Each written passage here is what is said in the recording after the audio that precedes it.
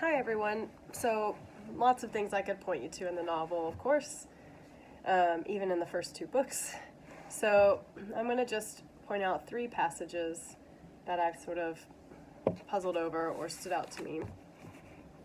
One is on page 185.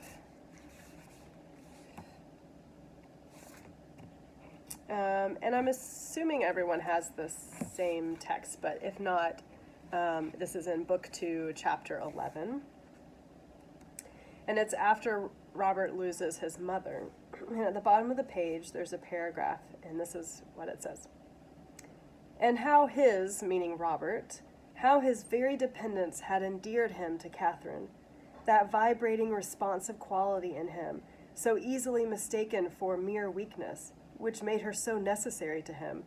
There is nothing, perhaps, which wins more deeply upon a woman, for all the while it was balanced in 100 ways by the illimitable respect which his character and his doings compelled from those around him. To be the strength, the inmost joy of a man who, within the conditions of his life, seems to you a hero at every turn, there is no happiness more penetrating for a wife than this.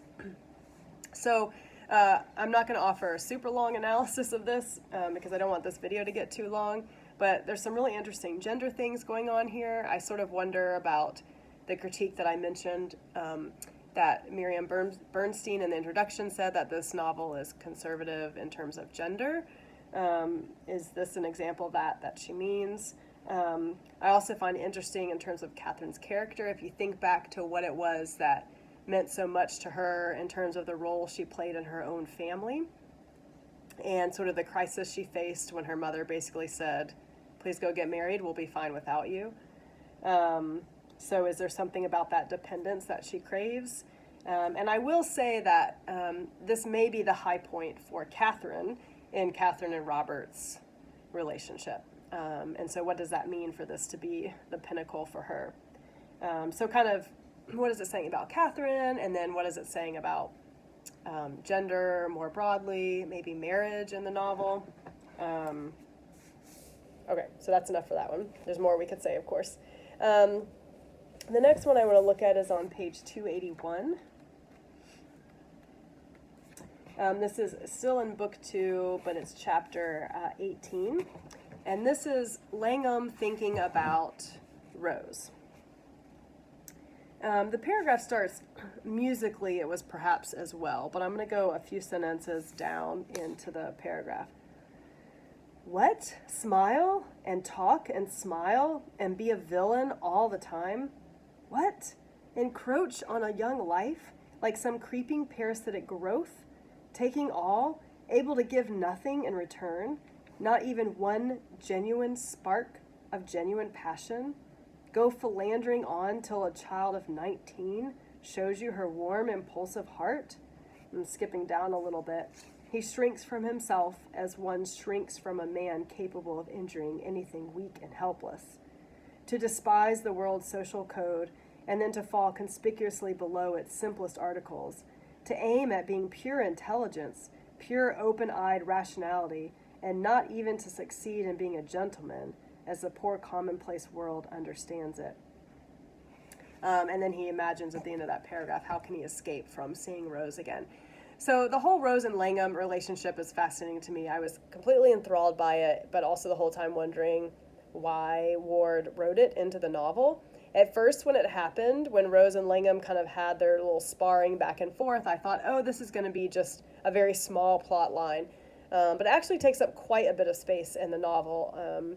And as a reader, I had this one startling moment where it switched from Langham to Rose, and it was talking about Catherine and her husband, and I was like, wait, who is Catherine's husband again? And then I thought, oh, wait, that's Robert.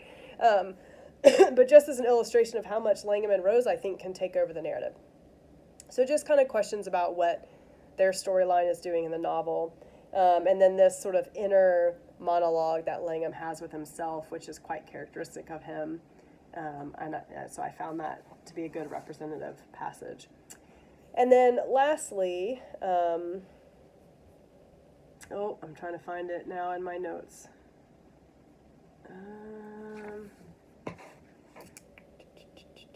Sorry, guys. Oh, yes.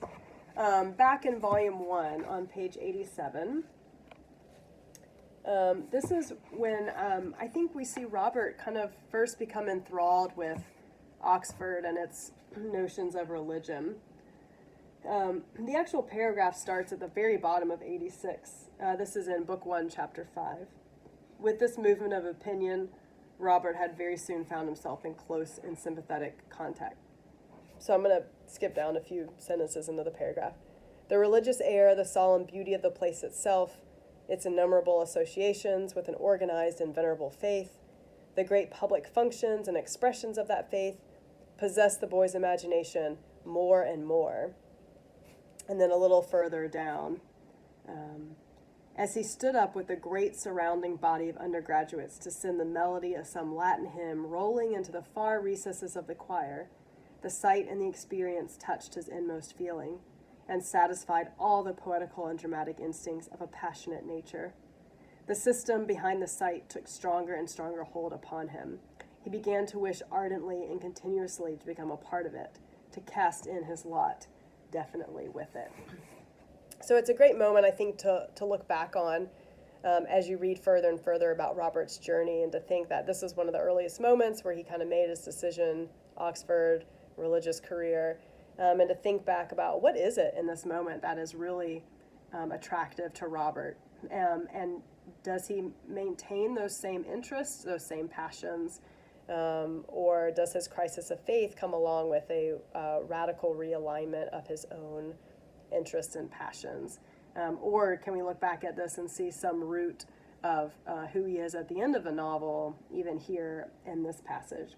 It might also be interesting just to think about how Ward represents religion in this moment, especially the kind of effusive, passionate, showy displays of religion that many different religious sects in England would not have approved of. Okay, so those are my 3 interesting passages for you to think about. If I was to highlight some key scenes that we might have talked about in class, in Chapter 2, we have Mrs. Thornbur's disaster with the tea cakes. Her tragedy is laughed at, so there's some interesting things with gender, as well as just thinking about the novel itself and when it becomes very interested in domesticity and why. In Chapter 4 is when we get Robert's backstory, so if you're kind of interested in tracing his trajectory, that would be important. Chapter 5 is a real turning point for Robert. That includes the passage that I read here. Chapter 7, I think we see a turning point for Catherine. And then Chapter 10, I just want to know what is the point of Mary's story, and I saw that some of you had an interest in that as well. So we don't ever come across her again, just spoiler alert, but it seems to be a very important moment in Chapter 10. And then Chapter 17, the mural hall dinner party, seems to be another important scene. Okay, sounds like from some conversations I've had with people, y'all are enjoying it. I can't wait to hear what you do with it with the open mic. I'll post something tomorrow, which will be Thursday in case you're looking at this on Thursday, and I'll hear what you have to say.